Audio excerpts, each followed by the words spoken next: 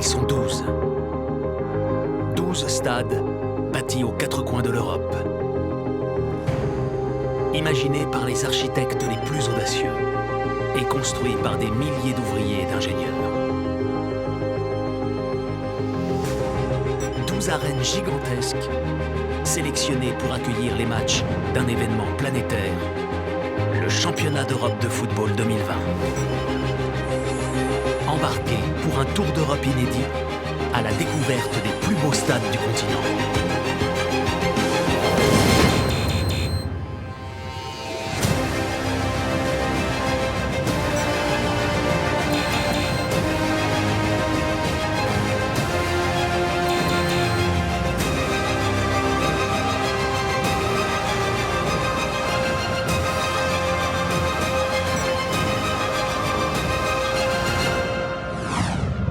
Dans cet épisode, la Johan Cruyff Arena d'Amsterdam aux Pays-Bas contre le Stade Parken de Copenhague au Danemark.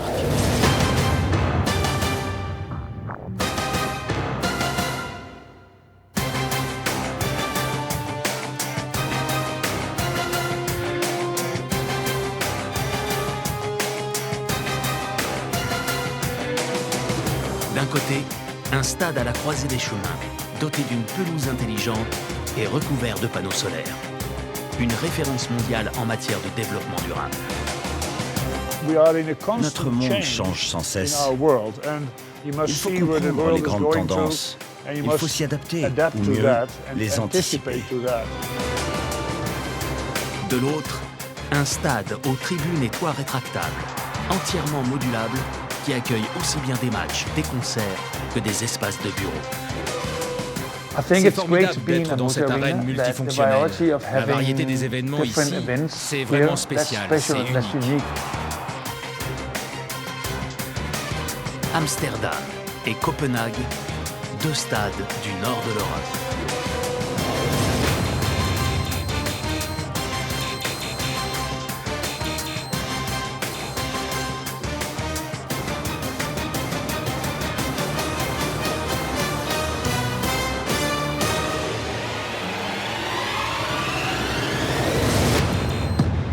Commençons notre voyage au bord de la mer du Nord, où se trouve Amsterdam, une ville de plus de 800 000 habitants, entièrement bâtie sur des marécages au XVIIe siècle, connue pour son centre historique et le quartier des canaux, classé au patrimoine mondial de l'UNESCO.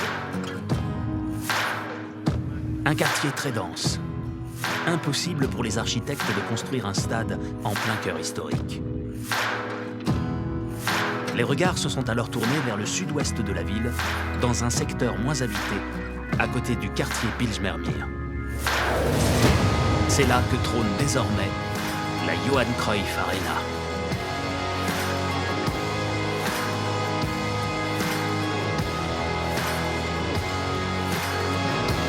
Reprenant le nom d'un des plus grands joueurs de l'histoire du football, 3 fois Ballon d'Or dans les années 70. Un héros pour tous les Néerlandais. Aujourd'hui, l'Arena est le temple de l'Ajax d'Amsterdam, le club le plus titré du pays et l'un des plus grands clubs d'Europe avec 4 Ligues des Champions à son palmarès.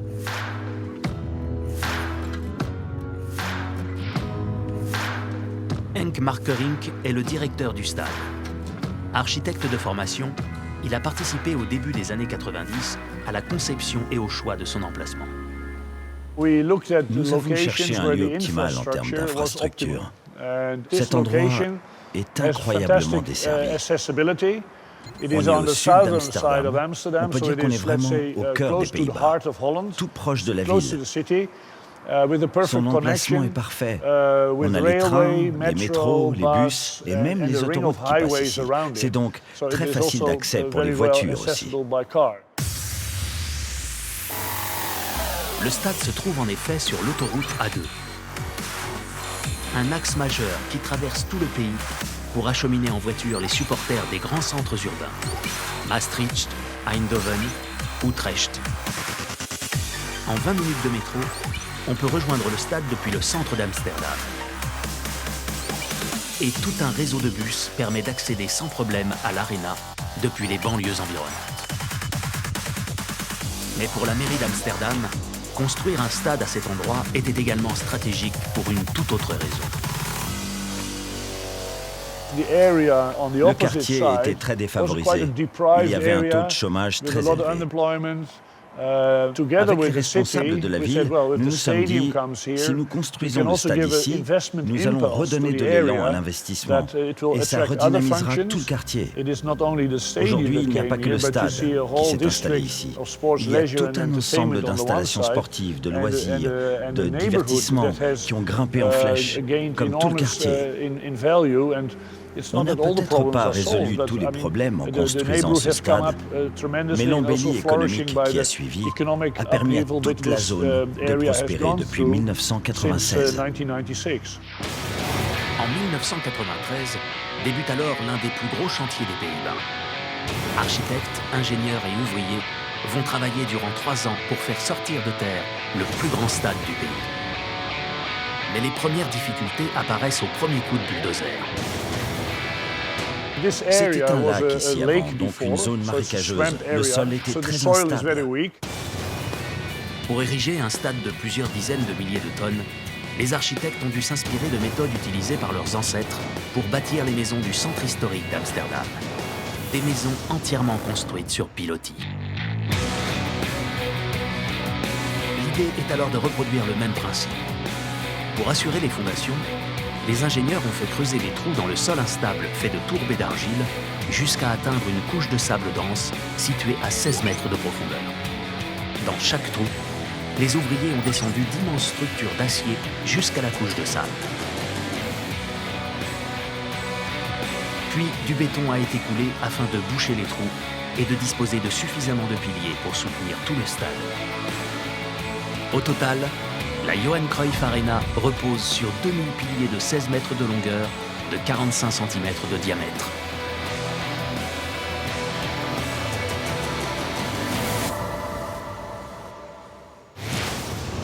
Les fondations terminées, les ouvriers ont pu commencer l'édification du stade en prenant en compte un élément original dès la conception, la présence d'une route. Pour les architectes, il fallait trouver une solution pour caser au même endroit une route, un immense parking et un stade. La route était déjà en construction, mais ça nous donnait un avantage. Puisqu'il y avait une route, le terrain était moins cher et il pouvait servir à plusieurs choses. Si nous soulevions la route, nous pouvions construire un parking en dessous. En fin de compte, nous avons modifié nos plans et nous avons imaginé 3 bâtiments les uns sur les autres. Un tunnel, un parking et un stade. Et c'est ce que nous avons construit. Un premier parking de 2500 places a donc été construit au-dessus des fondations. Puis, la route a été surélevée au niveau supérieur. De part et d'autre de cette route, un second niveau de parking a été créé pour que les visiteurs puissent accéder directement au gradin. Au final, le terrain de foot et le stade reposent entièrement sur ces 2 étages de parking traversés par le tunnel. Lors des matchs, les joueurs évoluent sur la pelouse avec des voitures qui circulent juste en dessous.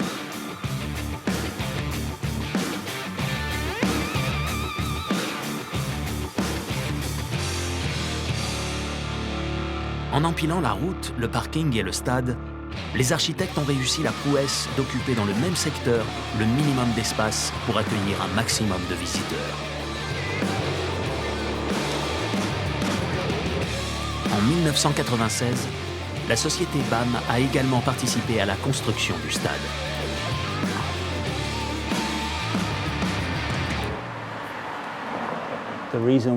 Il y a plusieurs raisons qui les ont poussés à construire une route sous le stade. D'abord, la ville voulait faire de ce stade un monument. Et la meilleure façon de mettre un bâtiment en valeur, c'est de le surélever. Ensuite, il y avait besoin d'un parking. Si on surélevait le stade et qu'on construisait un parking en dessous, cela permettait de construire 2 choses sur la même emprise au sol.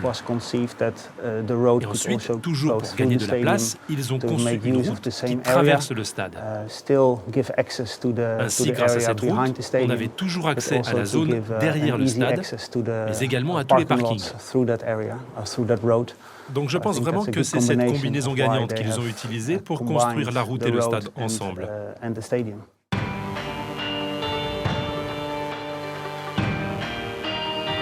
La Johan Cruyff Arena fait désormais partie de ces grands stades construits à la périphérie des agglomérations. Londres, Glasgow, Saint-Pétersbourg ont tous installé leur temple du foot à l'écart du centre-ville. D'autres ont fait un choix différent.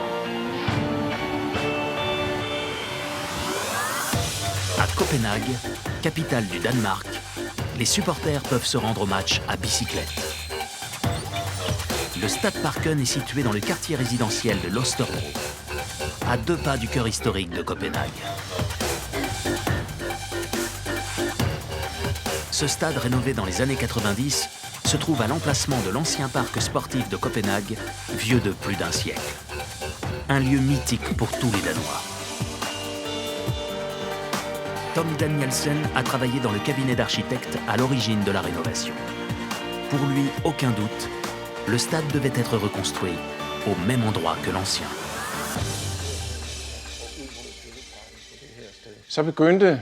Différentes instances ont commencé à chercher un nouveau lieu pour une nouvelle arène nationale.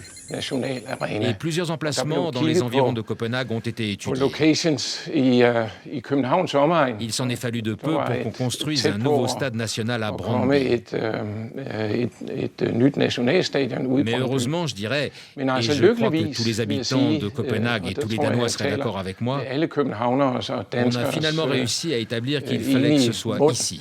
Là où se trouve l'histoire, c'est-à-dire à l'endroit où l'ancien stade d'athlétisme de Copenhague se trouvait depuis 1912 et où certains des tout premiers matchs de foot de l'histoire du Danemark ont été joués. Au tournant des années 90, les architectes ont dû relever un défi de taille. Comment faire tenir un nouveau stade de 38 000 places assises dans une zone déjà aménagée? Avant sa rénovation, le stade Parken mesurait environ 100 mètres sur 60. Le nouveau stade envisagé a une emprise de 200 mètres sur 165. Impensable d'empiéter sur le parc Fallet Parken. Impossible de détruire le terrain de hockey précieux aux yeux des Danois. Seule option, pivoter le stade à 90 degrés. Le club de football local B93 accepte d'abandonner son terrain d'entraînement pour accueillir le nouveau stade national. L'emplacement convient ainsi à la perfection. La nouvelle empreinte permet de préserver le fameux quartier résidentiel de Brøndby. Une fois l'orientation du nouveau stade décidée, les architectes et les ingénieurs font détruire la quasi-totalité de l'ancien stade, à l'exception de la longue tribune principale, qui devient alors une tribune courte. 3 nouvelles tribunes sont ajoutées. 2 parallèles à l'Astor Alley et une 3e en face de l'ancienne tribune. Mais les architectes ne s'arrêtent pas là. Ils font un pari audacieux pour l'époque, ajouter des bureaux à un stade. 3 immeubles sont alors construits autour des tribunes. Cela faisait partie du montage financier du stade. Et pour son équilibre financier, il fallait prévoir des bureaux à louer. Et c'est ce qui a été fait aux extrémités du bâtiment. Lorsque le nouveau stade a été construit en 1992, il y avait juste 3 tribunes. Comme nous n'étions pas propriétaires du lieu à l'époque, nous n'avions aucun contrôle, ni sur l'architecture, ni sur l'infrastructure du stade. Il y avait bien l'ancienne tribune principale, celle qui avait été conservée. Mais elle était vétuste, le béton était en mauvais état et les infrastructures qui étaient rattachées, clairement insuffisantes. En 2009, le FC Copenhague, désormais propriétaire du stade, fait finalement raser l'ancienne tribune datant de 1955 et la remplace par une tribune plus petite. À l'arrière des gradins, longeant tout le terrain, un immense bâtiment de bureaux à louer est construit. De quoi rentabiliser le stade en dehors des matchs de football. Les jours normaux, quand il n'y a pas de match, le stade est quand même vivant. On croise beaucoup de monde ici. En fait, 400 personnes travaillent dans nos bureaux, dans toutes sortes d'entreprises très différentes. Il y a un hôpital privé, des clubs de sport, un body SDS qui est une sorte de centre thérapeutique. Tous les ingrédients pour un lieu de business. Nous avons aussi un restaurant 3 étoiles au guide Michelin qui s'appelle le Géranium. Travailler ici chaque jour, même lorsqu'il n'y a pas de match, ça le rend vivant, ça lui donne une énergie unique. C'est une sensation fantastique. Rentabiliser un stade en dehors des matchs de football est devenu l'une des priorités des dirigeants.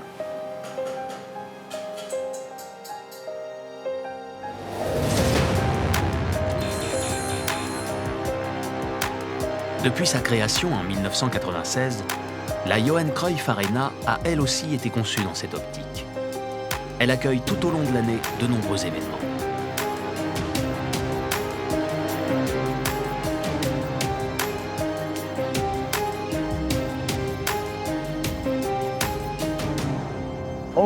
Si nous n'avions que le football, nous ne pouvions pas être rentables.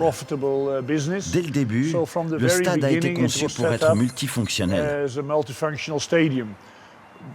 L'Ajax et l'équipe nationale restent la base de notre activité, mais à côté de cela, il y a des concerts, des grands événements, des congrès, des séminaires. Le stade fonctionne à plein régime 7 jours sur 7, 24 heures sur 24. La Johan Cruyff Arena est ainsi devenue la salle de concert incontournable pour tout un pays. Les plus grands groupes du monde s'y sont produits. De U2 à Bon Jovi, en passant par les Rolling Stones. Mais au fur et à mesure des années, le stade est devenu victime de son succès. L'Ajax a attiré énormément de spectateurs, beaucoup plus que nous ne l'avions prévu. Nous avons aussi pu organiser beaucoup plus de concerts et d'événements que nous ne l'avions anticipé. C'est là que nous nous sommes rendus compte que nos installations étaient insuffisantes par rapport au nombre de personnes que nous recevions. Nous manquions réellement d'équipements, de restaurants, de buvettes, de toilettes, bref, de tout un tas de choses. Au fil des années, le stade effectue de nombreuses rénovations. Des escalators et des ascenseurs pour faciliter l'accès du stade. L'élargissement de certains espaces. Mais cela ne suffit toujours pas. Le stade doit voir plus grand afin d'augmenter les services et la capacité d'accueil du public. Pour les architectes, c'est un nouveau défi. Comment agrandir significativement un stade sans trop modifier l'existant ? L'option prise est l'ajout d'une nouvelle structure en acier qui vient s'emboîter contre les anciens murs du stade. Une sorte d'immense cage métallique à plusieurs planchers collés au stade. Pour soutenir cette structure d'acier, de nouvelles fondations sont créées et d'anciennes colonnes porteuses du stade sont renforcées. Dans sa partie la plus large, la cage possède 2 étages de plus de 80 mètres de long, de quoi accueillir sans problème les 7000 supporters de la tribune.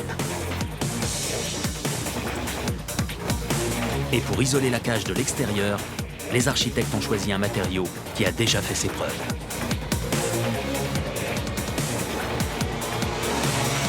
Nous voulions créer beaucoup de lumière, beaucoup d'espace.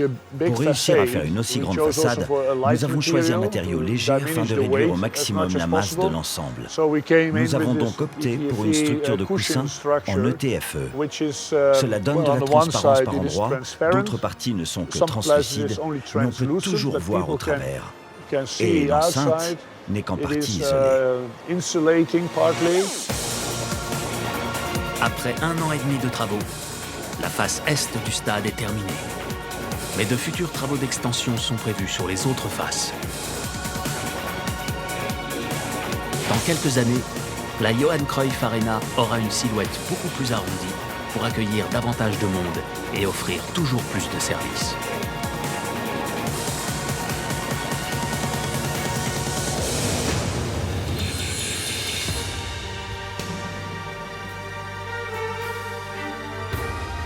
À Copenhague, le Stade Parken a lui aussi entamé sa phase de transformation dès les années 2000 pour apporter de nouvelles expériences au public. Le premier changement majeur fut la construction d'un toit rétractable.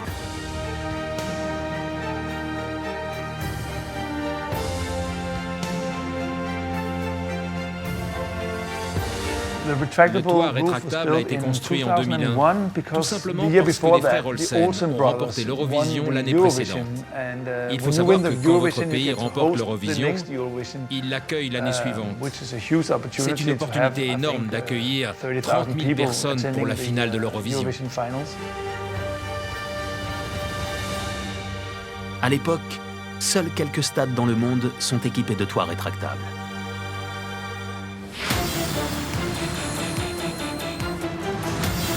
Il s'agit alors d'immenses panneaux d'acier et de verre qui coulissent les uns sur les autres pour s'ouvrir et se refermer.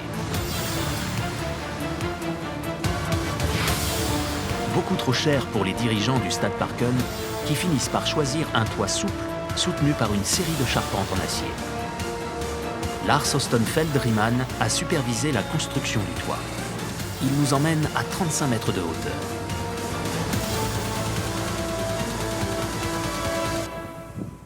Nous sommes ici sur la partie fixe du toit où nous avons installé cette grande poutre sur toute la longueur du toit sous laquelle se trouve le rail de déplacement. Et cette installation supporte les moteurs, mais aussi toutes les poutres en treillis qui font toute la largeur du toit et qui permettent de le fermer. Et ce sont justement ces moteurs, grâce à un système de pignons, qui vont faire avancer et bouger les traverses. Vous le voyez bien ici, le moteur avance grâce à la crémaillère, et une fois qu'il a atteint sa position finale, on abaisse ce piston, et là, on est certain que le système ne peut plus bouger. Au total, le toit du Stade Parken est équipé de 26 moteurs disposés chacun au bout des 13 poutres d'acier qui enjambent le stade. 26 moteurs qui doivent se déplacer à vitesse constante, guidés par des rails.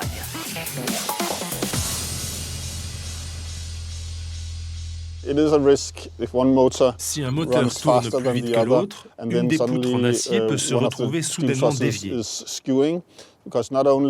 C'est un risque énorme car non seulement les poutres ne sont plus parallèles, mais cela génère également beaucoup de force et de mouvement dans le système, ce qui est très mauvais pour l'ensemble de la structure. Pour éviter la catastrophe, chaque moteur et chaque poutre est équipé de capteurs qui mesurent leur déplacement en temps réel. 2 personnes de chaque côté du toit surveillent le bon déroulement du processus. Au moindre problème, ils peuvent arrêter le mouvement du toit.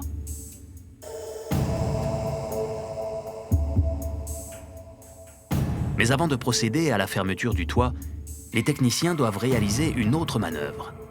Car supporter un toit de plusieurs centaines de tonnes n'était pas prévu sur l'ancienne structure du stade.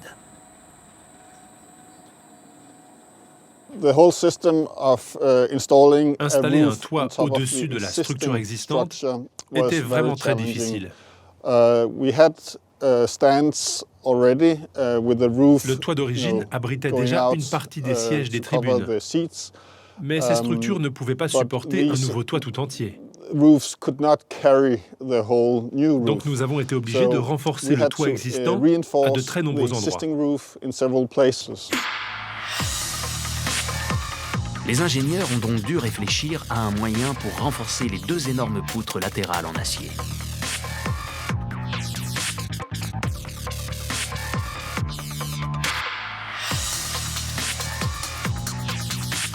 Ils ont conçu 2 colonnes pivotantes au centre de chacune d'elles. Lorsque le stade est à ciel ouvert, les colonnes sont repliées et suspendues sous le toit existant.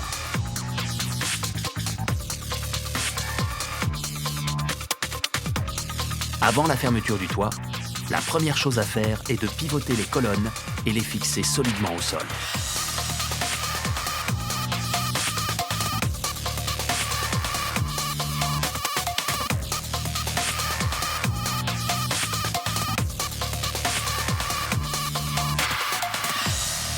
Lorsque tout est en place, le toit peut commencer sa fermeture.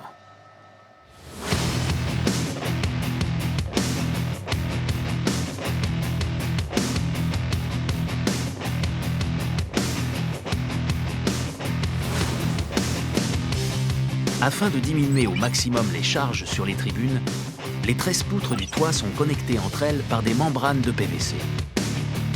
Ces membranes, constituées de plusieurs couches, sont gonflées successivement avec de l'air sous pression afin de rigidifier l'ensemble de la toiture.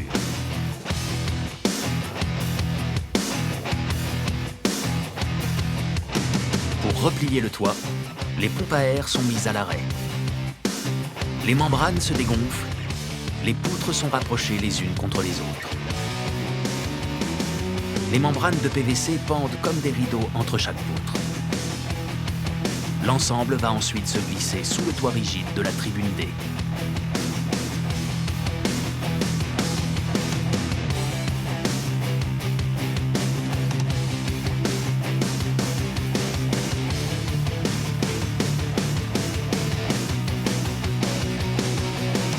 Grâce au toit rétractable, le Stade Parken a pu accueillir les plus grands événements sportifs et musicaux du pays. Il y a quelques années, le groupe Coldplay se produisait ici. 1 heure avant l'ouverture des portes, lorsque les musiciens faisaient leur balance et que les spectateurs faisaient la queue à l'extérieur, Chris Martin, le chanteur du groupe, est venu nous voir au bureau et nous a dit « Je ne peux pas jouer sous la pluie. C'est trop difficile pour moi et c'est vraiment dommage pour le public. Ça va gâcher toute l'atmosphère du concert. Pouvez-vous fermer le toit ?» Tout le monde est resté silencieux. Personne ne voulait répondre à cette question. En à peine 1 heure, ça impliquait de faire monter les techniciens, de tout installer puis de déployer le toit. Ça signifiait tout chambouler en fait. Finalement, nous avons organisé très rapidement une réunion de production et tout le monde a dit « Faisons-le, déployons le toit ». Nous avons reporté le concert d'1 heure, mais Coldplay a pu jouer. Chris Martin était ravi. On a tous reçu un badge avec écrit « Love » dessus. Et tout le monde était très heureux. Le Stade Parken dispose également d'un atout de taille pour accueillir les concerts et spectacles dans son enceinte, une tribune rétractable.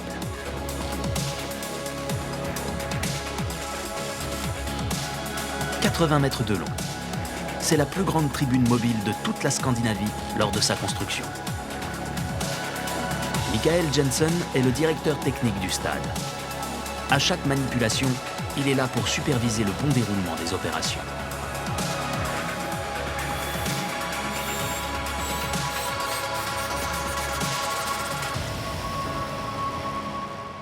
Quand on a fait construire la nouvelle tribune, on avait besoin de place en bas pour construire la scène quand il y a des concerts. Avant, on avait un échafaudage mobile sur lequel on mettait des sièges et ça prenait environ 1 semaine pour le monter et ça prenait aussi 1 semaine pour le démonter après. Donc c'est pour cette raison qu'on a fait construire une tribune mobile pour pouvoir changer rapidement entre les concerts et les matchs de foot.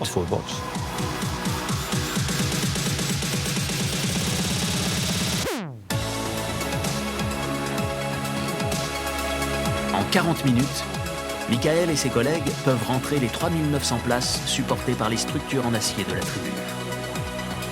Des gradins qui bougent grâce à un astucieux système imaginé par les ingénieurs. Chaque rangée de sièges est supportée par une structure en acier.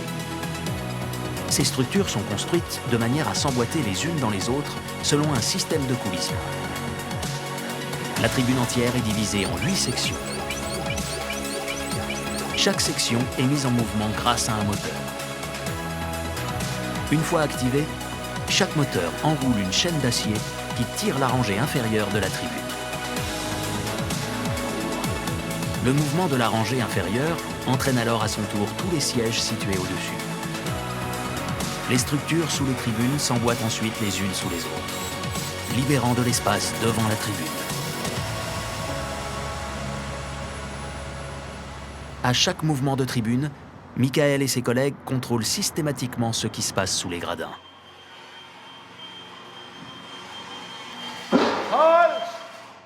On est quelques-uns à passer en dessous pour s'occuper des différentes procédures de sécurité. car on la déploie en 3 étapes. Et à chaque étape, on contrôle si tout est bien en place et que tout est bien aligné. Faut pas que ça déraille. Ce serait catastrophique si elle se déplaçait en biais, parce qu'on aurait beaucoup de mal à la remettre droite. Donc ça, c'est une procédure qui nous demande beaucoup d'attention. Une fois empilés, les 19 rangées de sièges forment un mur de plus de 6 mètres de hauteur. La place libérée permet d'installer la scène pour les artistes. Et pour accéder facilement aux coulisses, la tribune doit subir une seconde transformation. La tribune mobile qu'on a ici nous donne l'avantage de pouvoir sortir la section du milieu quand on a des concerts. Et ça nous donne des avantages énormes. Parce que quand on enlève la section du milieu et qu'on construit la scène sur le devant, on peut amener tout le matériel directement sur scène. Pour créer ce trou dans la tribune mobile, Michael et son équipe doivent retirer plus de 150 sièges à la fois, soit l'équivalent de 5 tonnes à déplacer au chariot élévateur. Des sièges sont aussi retirés sur chaque tribune pour créer des voies d'accès et des issues de secours. 2 sorties en tribune C, 2 autres en tribune B et une sortie en tribune A. Au final, le stade Parken se transforme en une immense aréna prête à accueillir le public pour les grands événements.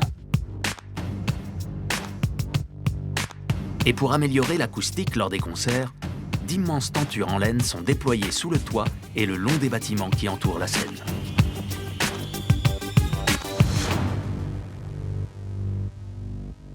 Lors des concerts, on installe toujours des tentures sur les tours des bureaux parce qu'elles sont en verre et le son se réverbère sur le verre. Ça crée de l'écho et ça nous donne une très mauvaise acoustique. Avec ces épaisses tentures de laine, le son est immédiatement étouffé. Ça rend l'acoustique du stade excellente. À chaque concert, des milliers de fans s'amassent sur le terrain de football. De quoi détruire la pelouse en quelques heures. Pour ne pas endommager l'herbe, Michael et ses équipes utilisent un équipement très efficace.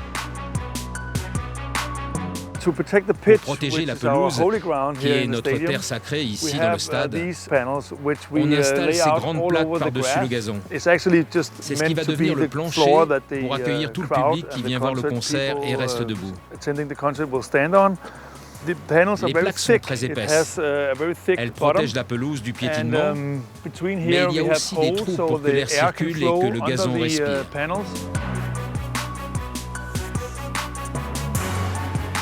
À la surface de chaque panneau, des dizaines de trous alignés ont été percés pour permettre à l'air de circuler au niveau de l'herbe. Les liquides renversés ne passent pas par les trous. Ils sont recueillis dans des rigoles creusées dans le panneau. Sur la face inférieure du panneau en contact avec la pelouse, des pieds circulaires soulèvent légèrement le panneau, ce qui permet de mieux répartir les charges.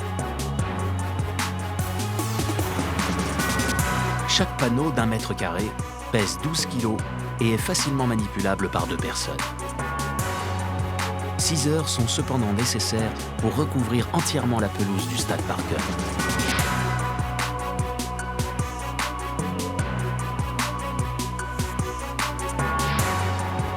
Si ces panneaux protègent le gazon du piétinement du public, ils ont aussi été conçus pour permettre au gazon de pousser même une fois recouvert.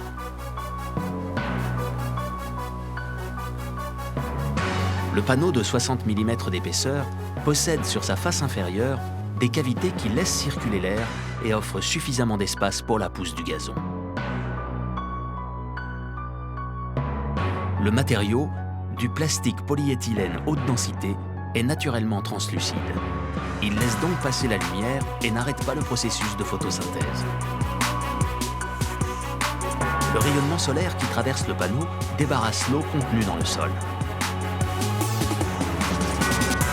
Il se forme alors un nuage de vapeur sous chaque cavité. L'humidité finit par se condenser sous la voûte et des gouttes tombent alors sur le gazon, apportant l'eau nécessaire à sa survie. La pelouse n'a donc pas besoin d'être arrosée quand elle est couverte par les panneaux.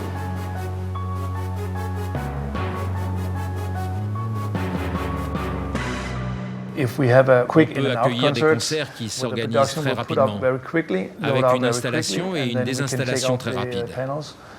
On retire les panneaux qui couvraient la pelouse et quelques heures plus tard, il y a un match de foot qui se dispute ici. Mais on ne peut pas laisser les panneaux sur le gazon plus de 72 heures d'affilée, pas plus de 3 jours. Sinon, l'herbe va manquer d'air, d'eau et surtout de lumière. Elle risque de jaunir, de brunir, de perdre sa belle couleur verte. Jouer un match de football après un concert n'est donc pas toujours la solution idéale pour conserver une pelouse en parfait état.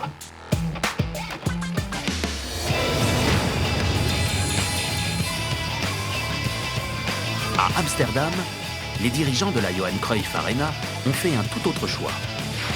Ils ont opté pour un changement intégral de la pelouse après la saison des concerts.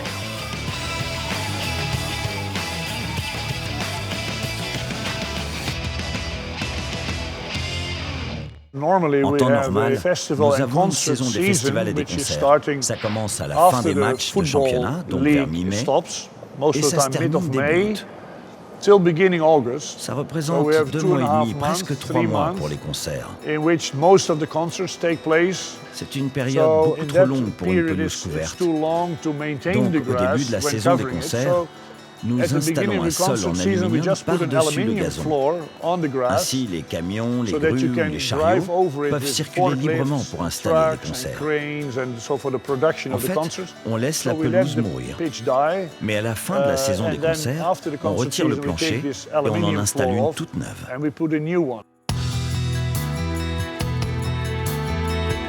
Si les Néerlandais sont mondialement reconnus pour leurs immenses champs de tulipes, ils maîtrisent aussi parfaitement la culture du gazon.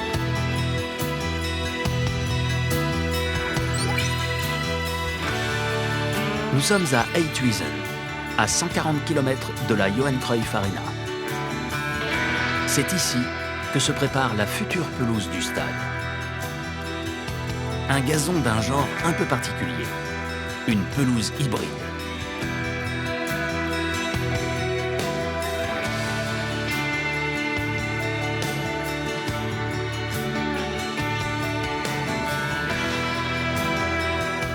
Yves de Cocker est le directeur des ventes de cette pelouse renforcée à l'aide d'une membrane synthétique.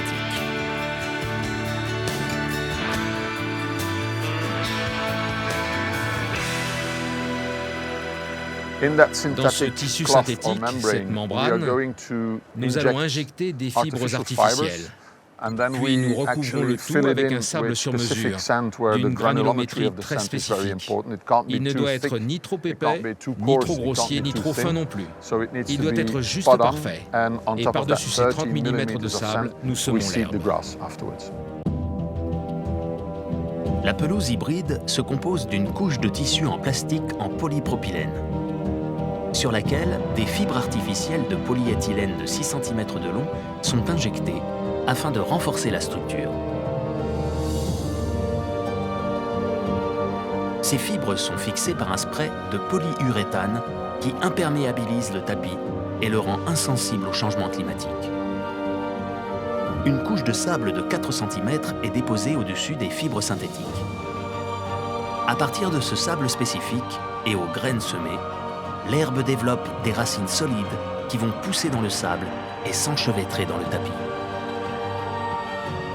Au bout de 3 à 4 mois, quand l'herbe naturelle est suffisamment dense et atteint un peu plus de 2 cm d'épaisseur au-dessus du sable, la pelouse est alors prête à être livrée.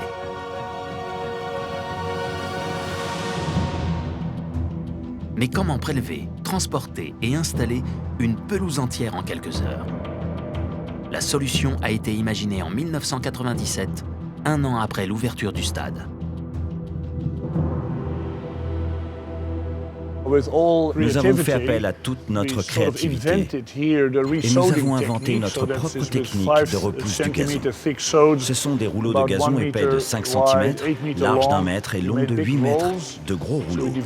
Il a fallu développer une machine de découpe spécifique, travailler avec des agriculteurs pour cultiver correctement ces plaques.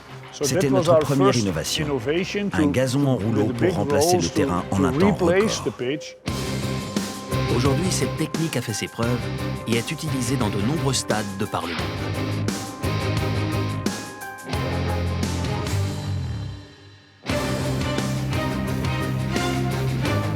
faut pas moins de 25 camions pour transporter plus de 300 rouleaux d'herbe hybride. 50 personnes vont travailler d'arrache-pied pour préparer et niveler le terrain avant de recouvrir les 7500 mètres carrés du stade avec ses grandes parcelles d'herbe.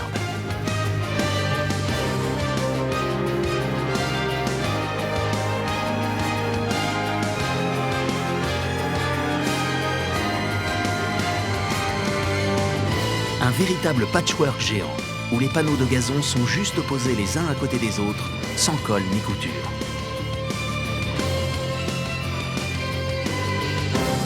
Le poids des panneaux suffit à les maintenir en place. Seulement 14 heures se seront écoulées entre l'acheminement des rouleaux et la livraison d'un terrain tout neuf, prêt à accueillir le prochain match.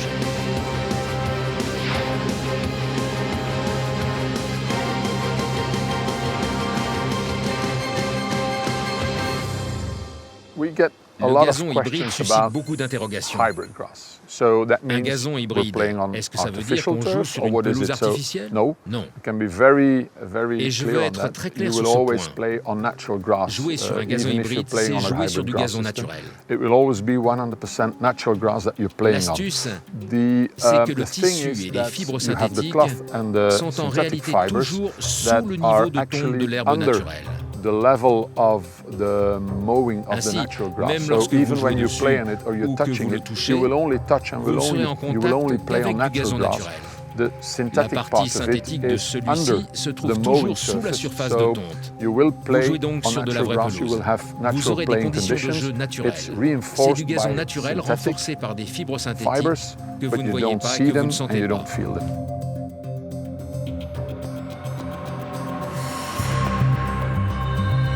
Grâce au gazon renforcé, la pelouse peut tenir toute une saison de foot sans subir de profondes dégradations.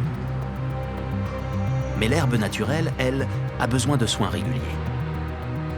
Là encore, les dirigeants du stade ont innové et proposé un système capable de suivre en temps réel l'état de santé de la pelouse.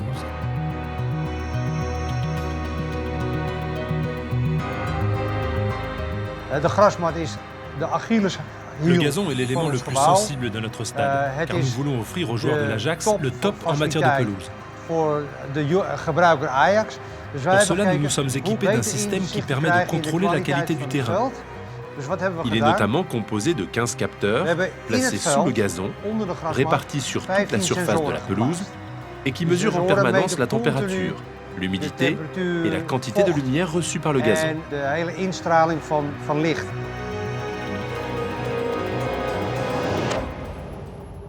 Nous disposons également de capteurs installés derrière les tondeuses. Ceux-ci enregistrent au moment de la tonte des données qui mesurent la vitalité et la densité du gazon. Ces informations nous permettent de connaître avec précision l'état de forme de la pelouse. Se porte-t-elle bien? Est-elle en bonne santé? Ou présente-t-elle des carences en engrais ou en lumière?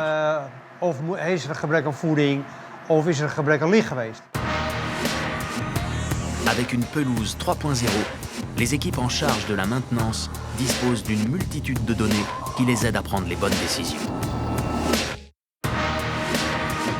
Ils peuvent savoir précisément quand et à quel endroit il faut apporter plus d'eau ou davantage de lumière pour accélérer la repousse de l'herbe.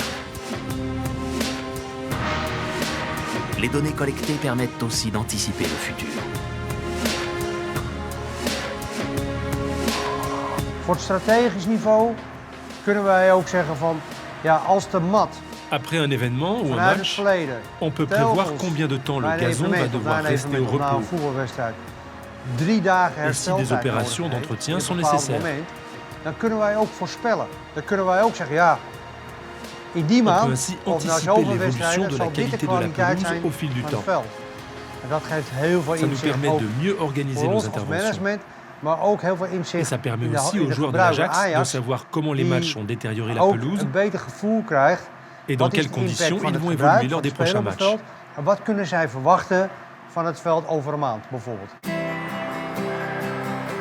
À partir des années 2010, les dirigeants se sont lancés un autre défi.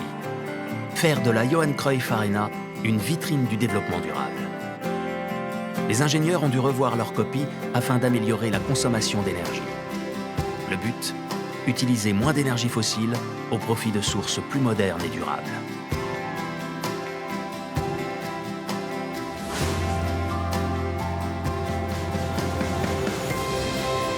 « 7000 m² de panneaux solaires ont ainsi été posés tout autour du toit, l'équivalent de la surface d'un terrain de foot.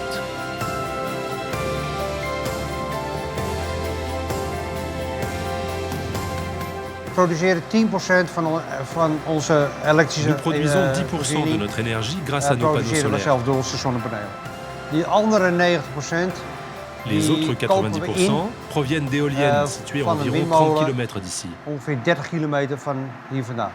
Grâce à tout ça, nous avons donc recours à de l'électricité entièrement verte pour pouvoir gérer l'intégralité de nos installations. Il s'est avéré que ces panneaux solaires généraient beaucoup plus d'énergie que nécessaire. Mais hélas, dans les moments où nous n'en avions pas besoin. Le soleil brille dans la journée, alors que les matchs et les événements ont lieu le soir. Alors nous nous sommes dit, il manque quelque chose dans notre système. Il faut que nous puissions stocker l'énergie solaire. Après 2 années de développement, en partenariat avec un constructeur automobile, la solution est enfin trouvée. L'électricité en surplus sera stockée dans des batteries de voitures.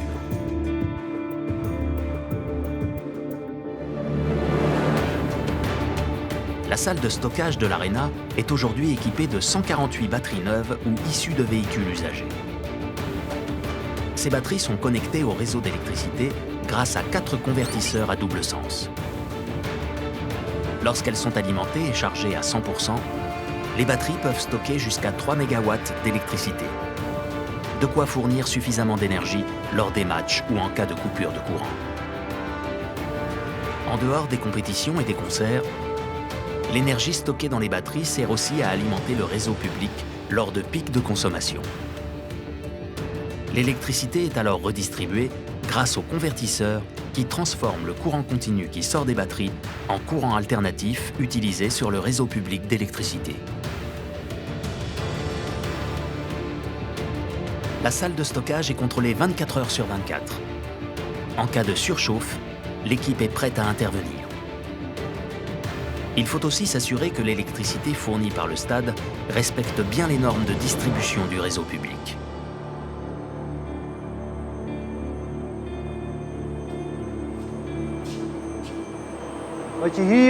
Ce que vous voyez ici, c'est la bande passante sur laquelle nous avons convenu de la fréquence avec l'opérateur du réseau. En fait, la batterie s'assure que cette fréquence reste à l'intérieur de la bande passante. Donc si la demande et l'utilisation varient beaucoup, la batterie fait en sorte de rester dans cette bande passante, c'est-à-dire dans les 50 Hz. D'autres sources d'énergie alternatives ont également été trouvées par les ingénieurs. Ainsi, le refroidissement des vestiaires et des bureaux se fait désormais par captage d'eau froide au fond d'un lac situé à proximité du stade. L'eau tiède est ensuite rejetée dans le lac.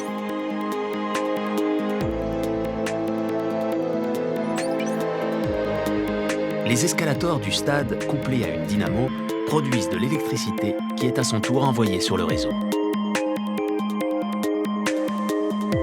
Grâce à ces technologies réparties aux 4 coins du stade, la Johan Cruyff Arena a réussi à atteindre un bilan carbone nul dès 2015, ce qui en fait aujourd'hui l'un des stades les plus modernes au monde.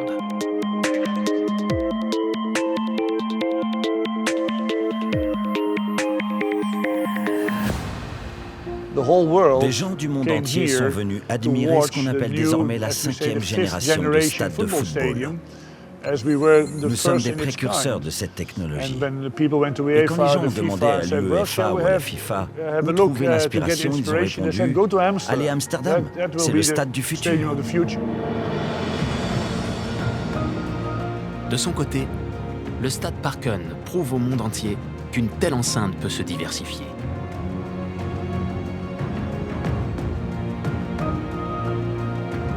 En même temps, cela apporte un bel avantage. C'est qu'il y a de la vie dans le stade pratiquement à toute heure de la journée et tous les jours de la semaine.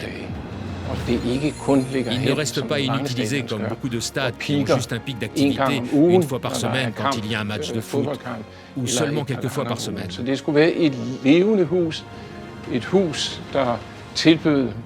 On voulait que ce soit une maison vivante, une maison qui propose des services aux citadins dans ce quartier, ici à Østerbro, à Copenhague et au Danemark tout entier. Deux stades à l'architecture différente, mais deux stades qui ont su préserver l'esprit du sport tout en proposant au public de vivre de nouvelles expériences. Des temples du foot transformés en véritables arènes où service, innovation, hospitalité, qualité sont devenus les nouvelles valeurs. Les valeurs de ces cathédrales du XXIe siècle.